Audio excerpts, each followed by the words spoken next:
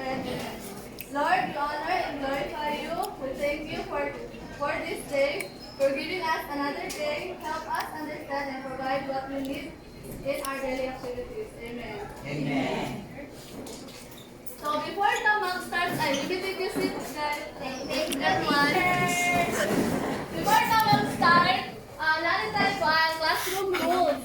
Atong rules is sit properly and cooperate sa atong groupmates. Kailangan mo mag-cooperate and dapat ilong, be quiet, and dapat paminaw mo sa kuha o dapat naara sa kuha ang mata.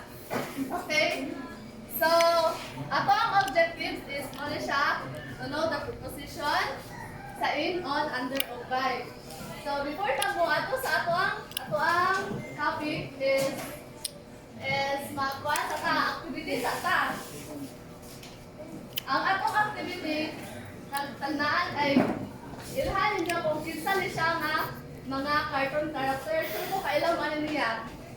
Kailan man niya? Dora! Sinsa ni si Dora? Sa Dora di? Explorer! Kailan man? Swiper ang katong tama. Siya ko ang magsabog-sabog ang Dora sa iyang adventure! So, sa atong activity, kani siya, pangitaan ninyo asa ang exact location ni Swiper. Aman si Swiper. Sa kahoy! Nasa kahoy! Sulod sa tree. Swiper is in the tree. Next, aman si Swiper. Under the tree! Very good. Si Swiper is Under the tree. The tree. Next, aman si Swiper.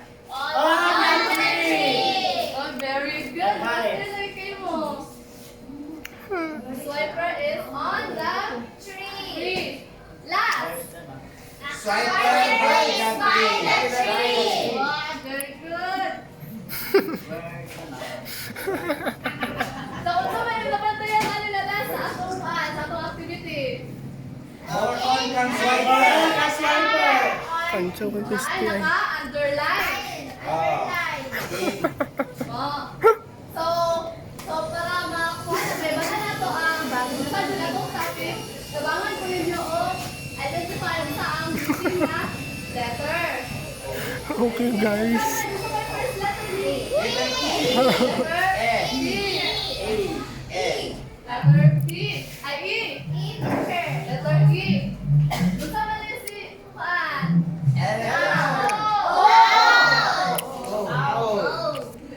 I. Very good. What about si E?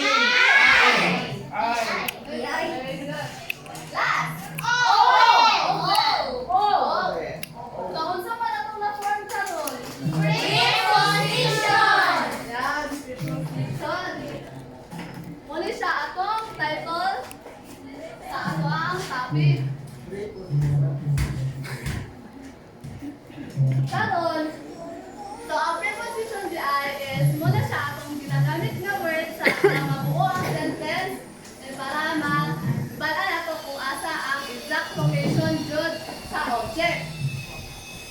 Gayon, nakoy kuan kay kabalo na ang example sa preposition is katong naka-underline ka kanina. Unsa kay ito naka-underline? In, under, on, by. Very good. So karon na ako'y mga nakatalan. Ang atong nakatahon is in, on, under, by. Si in, nasa? Si on? Si under? Si by? Ani ko ninyo o kanta ha din. Pagkutanong ka mo asa si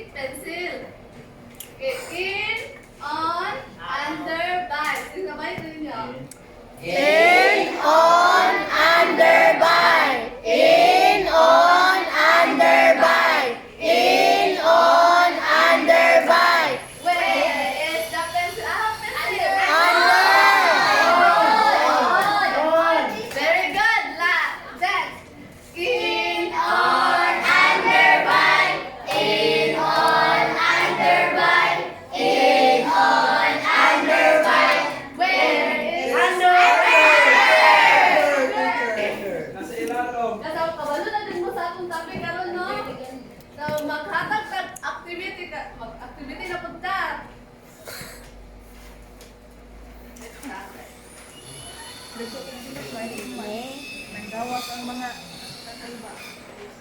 Iwas ang palunod. Pili pabasa ninyo tanan? The pencil is in the box. Kinsa man gusto mo answer? Ako Teacher. Asa ang kuan? Word na gigamit na to? In. Underline. I want to answer. Very good. Next. Ano sa man akong gigamit nga word? Nasa preposition. Under. So, yun ay underline na. Very good.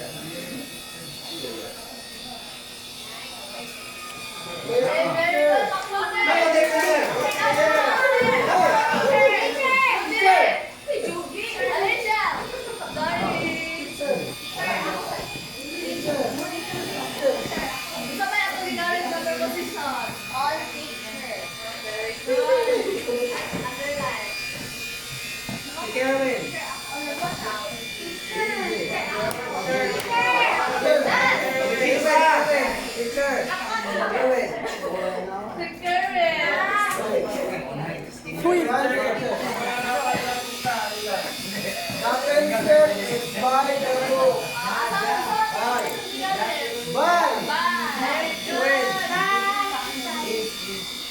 Okay. Tapos naman mo sa preposition, everyone? Kaya nakasabot man mo, ready na mo mag-group activity. Sige, balik lang ka mo, gawa ka group, tapos, laylay ako ihatang na activity sa each group. So, ang group number 1, diri ang group number 1.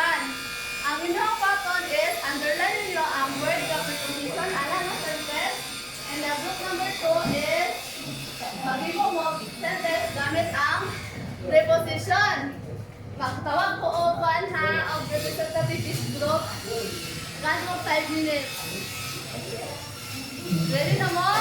Yes. Isa ba rin sa group 1? Aya. Isa ba yung answer? Underline the preposition used in the sentence. The boy is on the table. On teacher. The flowers are in the bottle. And teacher, the cat is under the bed. Under. The pencil is by the book. By. The books are in the teacher na. Okay. Okay. So, pamilya.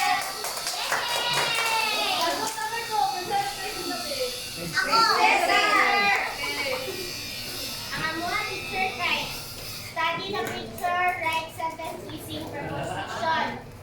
Number 1 kay the ball is in the box. Number 2 kay ang cat kay naibabaw sa is on the jar. Number 3 kay the book is under the table. Number 4 the pencil is by the book. Number 5 the bird is above the dog. Okay, very good. Clap your hands. Okay, kakasabot naman mo. Unsagay kuan kanang unsagay preposition gani? Tapos unsa may tawag na sa kuan sa inyong underby? Preposition. Very good. Karon mag-quiz na ta. Hatagan ka mo o answer sheet dayon asira ninyo ay ipasok sa kuha ha. Kailangan ka mag 5 minutes para mag-answer. Are you done? Yes, teacher! We're done! Ipas yung paper sa tubangan. Yes, teacher! Okay, ako. Very good, thank you. Teacher, napa teacher ay? So, before na mag-end sa itong klase, natag po assignment.